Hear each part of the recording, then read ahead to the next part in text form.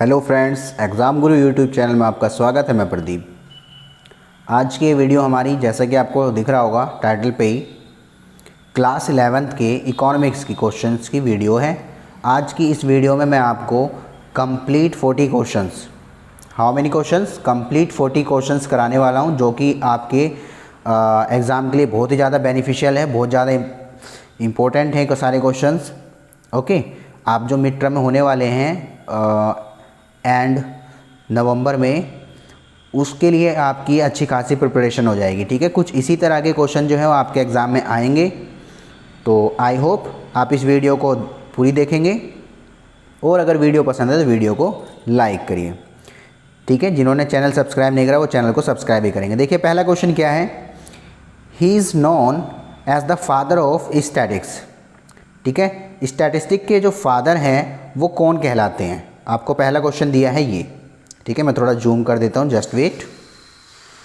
Okay, and now आपको अब clear दिख रहा होगा। अगर आपको क्लियर नहीं दिख रहा है तो अपने क्या करेंगे, 360 पे जाके आप देख लें। He is known as the father of statistic. तो फादर कौन कहलाते हैं, देखो जो आपके बॉडिंगटन है ये भी कुछ लोगों को लगता है, और जो आपके गॉटफ्रेड है ये भी है। तो एक्चुअली में ये जिन्होंने थ्योरी दी थी, बट जो गॉटफ्रेड है ये आपके कौन है, मॉडर्न स्टैटिक्स के फादर कहलाए जाते हैं। ठीक है, तो ऑप्शन नंबर क्या हो जाएगा, option number C is the right answer. Next है statics is, what is the statics. Statics you know very well expressed in the only numerical terms, that mean numbers of data. So you can say static is a numerical data, that mean numericals data. Okay, I hope आपको clear हुआ होगा। Now next, name the book of Kautilya. Kautilya, you know, another name is Vishnugupta and Chanakya. So Kautilya was written the book, name is economics, which is related properly and it mean it's related properly by the politics. Okay, नाम books का economics है, but इसके अंदर economics का कुछ नहीं है। इसके अंदर पूरा पॉलिटिशियन जो कैसे होते हैं, किस तरीके को आपको रूल्ड करना चाहिए, वो सारा इसके अंदर डिस्क्राइब किया गया है। ठीक है, तो कौटिल्य जो है, जिनका अनदर नेम विष्णुगुप्त भी है, चाणक्य है, इन्होंने कौन सी बुक लिखी है, इकोनॉमिक्स लिखी है। ओके, नेक्स्ट है collection is an example of what. collection is an example of what, it is the statistic. It mean जो आपके स्टैटिस्टिकल डाटा होते हैं वो आपके कलेक्शन कहलाते हैं। आपको पता है इसके 5 फैक्ट हैं, यानी कि 5 पार्ट्स हैं, और जिसमें पहला जो है कलेक्शन ऑफ डाटा ही है। ठीक है, ऑर्गेनाइजेशन कलेक्शन। नेक्स्ट क्वेश्चन है क्वेश्चन नंबर 6, फोर्थ हो गया, fifth. Which is the correct is relation to statistic. Okay, which is the correct relation to statistic. So what, aggregate, numerical expressed, or affected by the multiplicity or all of these. So you know very well aggregate is also, agreement means total. Okay, collection you can as say. So collection और statistics में आपका common है, और numericals expressions होते ही हैं, और इसको multiple चीज़ों से इफेक्टेड किया जा सकता है, यानी कि इसमें तीनों ही इसके अंदर क्या होंगे, स्टैटिकल्स की फील्ड है। तो इसका आंसर जो हो जाए क्या होना है, ऑल ऑफ दी अबोव्स। ओके, चलिए नेक्स्ट। वीडियो अगर आपको पसंद आ रही है तो वीडियो को जरूर लाइक करें, और पसंद क्या आनी है, बहुत ज़्यादा इंपॉर्टेंट क्वेश्चन है, वैल्यूबल है, आप इनको अच्छी तरीके से प्रैक्टिस कर ही लें। ठीक है, ये अभी आपके लिए एक प्रैक्टिस सेट है, मैं चैप्टर वाइज भी वीडियोस अपलोड कर दूंगा हर एक चैप्टर की। मैंने इसी तरीके से क्लास 12th की भी बना रखी है, और अकाउंट की, इकोनॉमिक्स दोनों की, 11th 12th दोनों commerce sides. Okay, commerce stream की। क्वेश्चन नंबर 6 है, in a singular sense statics means what. In a singular sense statics means statical science and staticals art and law. Okay, so both is answer, option number C is the right answer. Okay, which is economic activity. Economic activity is in this type of economy, this type of the activity involve the money. Okay, generation of money, यानी कि इसमें क्या होता है, cash का generation होता है, बनती है। प्रोडक्शन में कैश का यूज़ होता है, कंजप्शन में कैश होता है, डिस्ट्रीब्यूशन इसमें भी कैश होते हैं। तो यू कैन से जैसा answer is all of this above. Okay. Next, the process of the converting raw materials into goods is called what? The process of converting raw materials into good is called production, because by the raw materials, goods, manufactures and finishing goods. Okay, raw materials by the production converted into finishing goods. So answer is production. Okay, and next is statistic is applied in. Where is the statistic used? You know very well, in every department where the numerical data is required will be used what? Statistic. So in economics is also, and business management is also dependent on the statistics data and numericals. Commerce and industries is also. So answer is all of these above. Okay, and question number 10, the first stage of statistical study what? The first stage of statistical studies, अभी मैंने आपको ऊपर बताया था, what? Collection of data. There are 5 study of statisticals. Okay, the first is collection of data. Now next, the question number is 11 or 10? 11. The data collected to the firm, the data collected for the firm from the source of the origin is called what? The data collected from the first time from the source of original is called primary data. You know very well, जो first time data हम collect करते हैं वो primary data होते हैं, और उनको use करके हम जो मॉडिफाई करके दूसरे डाटा कन्वर्ट दूसरी चीज़ों में बदल देते हैं वो आपके क्या होते हैं? सेकेंडरी डाटा होते हैं. ओके, सेकेंडरी डाटा मीन्स जैसे आपका एक यूज़ कर लिया डाटा और उसी के बाद हमने क्या करा? दूसरे डाटा में कन्वर्ट कर दिया. विच of the following is the method of secondary data? ध्यान रखना, सेकेंडरी डाटा कभी भी डायरेक्ट नहीं होता. तो direct personal investigation, it is the not answer to be related by the secondary data, and same as the direct oral investigation cannot be included in secondary data. Collection of information through the questionnaires. Questionnaires is also part of the primary data. So ये तीनों के तीनों ही आपके secondary data के example नहीं हैं, तीनों के तीनों आपके प्राइमरी डाटा के हैं. The answer is none of these. Okay, so next question number 13. Which of the following is source of the secondary data? You know secondary data, it mean, what is the mean of secondary data? It mean by the using of primary data convert and modify then after use. Okay, so secondary data अगर इसके अंदर all of these option में नहीं होता तो you have to be use what about the government publications. Okay, government publication आपका right answer होता अगर इसमें all of this above option नहीं होता है तो, क्योंकि हम इसको ज़्यादा प्रेफरेंस देते हैं. But you know private publication is also sometime secondary data and reported publish by the SBI also sometime publish data. So whenever there is given the option all of these, so you have to be click. Okay, that means all of these the answer is right. It's clear? In the absence of all of these you can take government publications. Okay, I hope everything is clear. So now come, which of the following is a merit of good questionnaires? Good questionnaires means जब आप कहीं data collect करने जाते हो direct way में, direct method से, तो वहाँ आप कुछ क्वेश्चंस पूछते हो. जैसे आपको पता है सेंसस जो होती है जनगणना, उसमें जब हम क्वेश्चंस पूछते हैं तो उसमें क्या क्वालिटी होनी चाहिए? अच्छी क्वेश्चनरीज की डिफ़िकल्टी होनी चाहिए. अगर डिफ़िकल्टी होगी तो वैसे ही वो रिप्लाई नहीं करेगा आपका.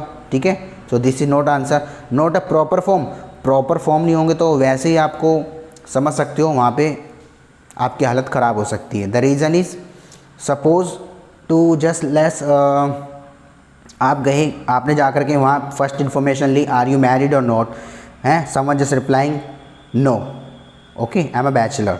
And then second question is in proper form. Okay, second question is how many child you have.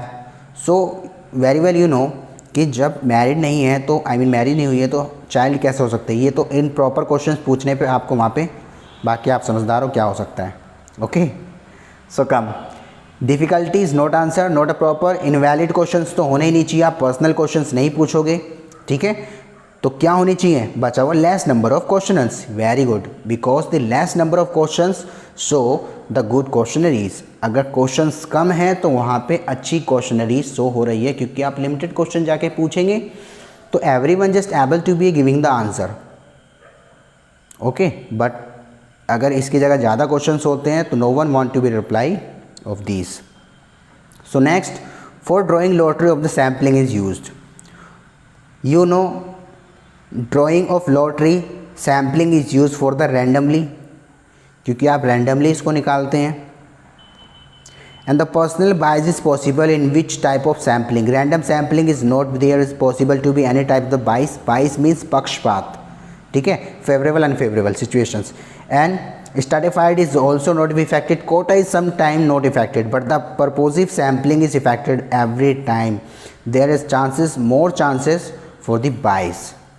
Okay, so answer is B. Under random sampling, each item of the universe has choose the being selected. You know very well, in the random sampling, every data have to be equal chances to selected. So answer is equal.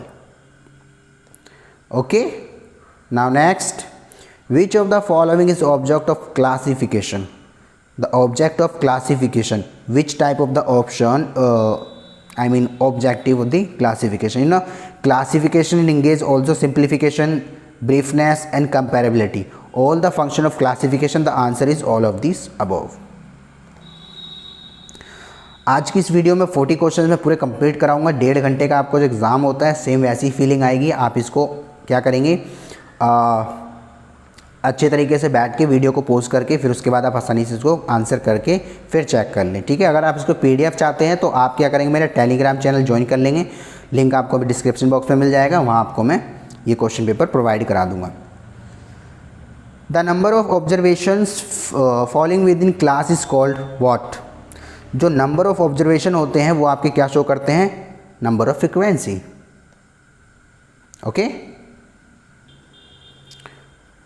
Okay, now next question number 22. For the mid value 25, 34, 43, 53 and 61, 70, the first class of distribution is what?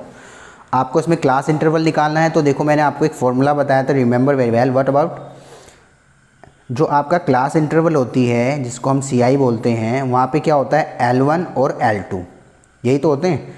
And the formula L1 is equal to what, m-1/2 into में h। Okay, so m क्या होता है आपकी first value 25 -1/2, h क्या मतलब common difference, कितने कितने का गैप है देखिए, 25 के बाद 34 लिखा है तो 24 के बाद 34, तो डिफरेंस कितने का हो गया 9 का, ठीक है। आप इसको डिवाइड करोगे 4.5 आएगा, 4.5। 25 में से 4.5 गया तो कितना है 20.5। अब 20.5 आप आंसर देख लो कहाँ पे, जहाँ भी 20.5 होगा वहीं से आपका आंसर है। L2 निकालने की ज़रूरत ही नहीं है। तो आपको दिखा ऑप्शन कहाँ है, ऑप्शन नंबर डी 20.5, ठीक है, क्योंकि फॉर्मूला क्या है L1 is equal to m-1/2 into में h। m हो गया आपका 25 -1/2 इंटू में 9, ये आपका हो गया 25 - 4.5 20.5, ठीक है। और अगर आपको L2 निकालना हो तो यही फॉर्मूले में प्लस कर देंगे और कुछ नहीं है।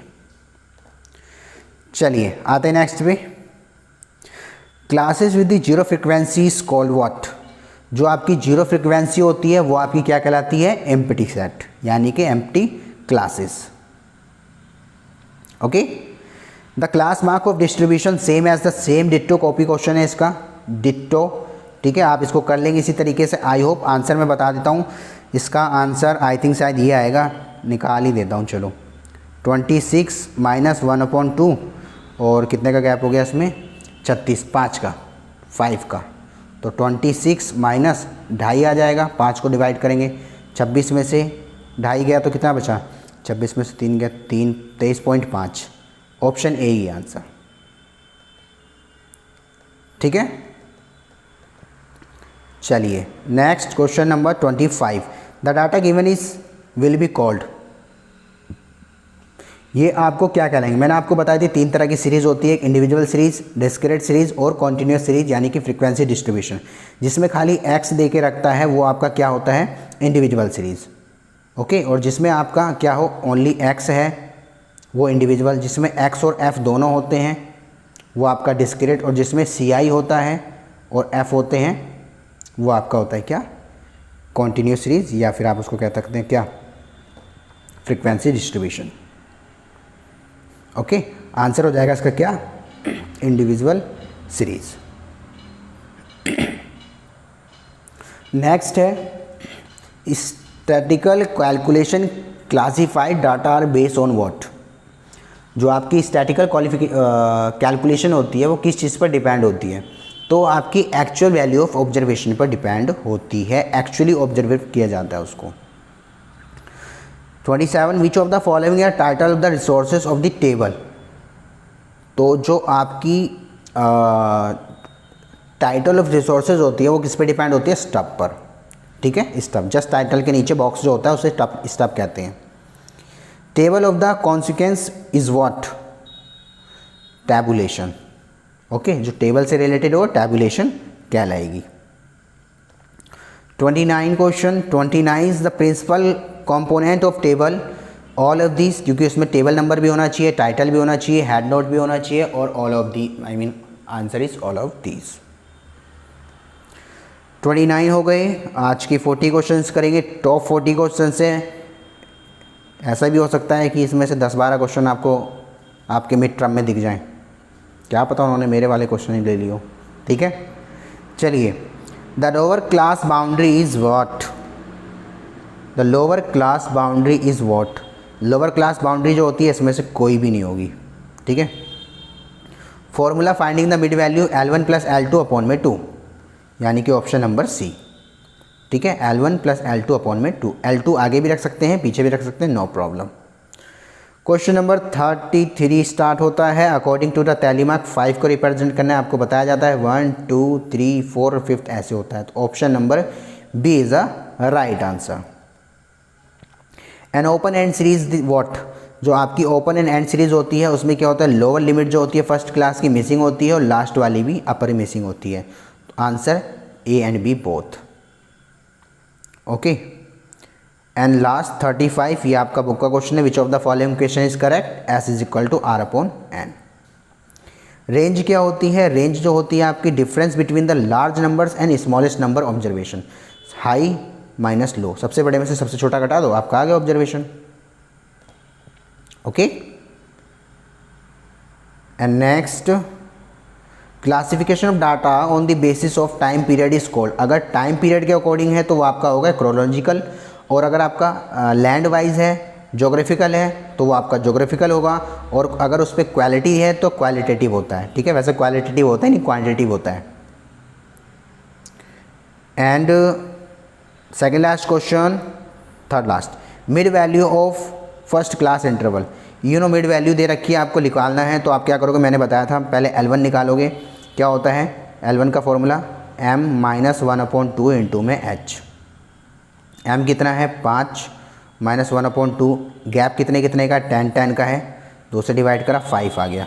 तो 5 - 5 इज इक्वल टू 0। आगे सोचने की ज़रूरत ही नहीं है, आपको पहले से ही पता लग गया कि 0 सिर्फ एक में है, तो ये आंसर होगा। The data given as well as called as what. इसमें जो हमें दे रखा है, मैंने आपको अभी बताया था, जहाँ पर x और f होता है वो आपका कौन सी सीरीज़ होती है, डिस्क्रीट सीरीज़ होती है। अगर खाली आपको ऐसे x दिया होता तो इंडिविजुअल सीरीज़ होती, और CI दिया होता 0 से 10 वाला, 10 से 20 वाला, तो आपका कॉन्टीन्यूस सीरीज़ होती। Last question for today. ठीक है, who is the father of economics. तो Adam Smith as known as the father of economy. So my dear students, I hope आपको वीडियो पसंद आई होगी। अगर वीडियो पसंद नहीं भी आई है तो भी बहुत ज़्यादा आपके लिए वैल्यूबल है, आपके एग्ज़ाम के लिए बहुत ज़्यादा कनेक्टिंग हो सकती है, तो आप इस वीडियो को पूरी देखेंगे। ठीक है, अच्छी तरह क्वेश्चंस नोट कर लें, प्रैक्टिस करें। इसी तरीके की और भी वीडियोज़ मैं अपलोड करूँगा। मैंने अकाउंट और कॉमर्स दोनों की वीडियो अपलोड कर रखी है। अगर कोई डाउट हो या कोई क्वेरी हो या आप कुछ पूछना चाहते हैं तो आप कमेंट बॉक्स में मेंशन कर देना, मैं उसका रिप्लाई कर दूँगा। ओके, चलिए फ्रेंड्स, तो आज के लिए इतना ही। मिलते हैं फिर नेक्स्ट वीडियो में। Have a nice day, good day, bye bye.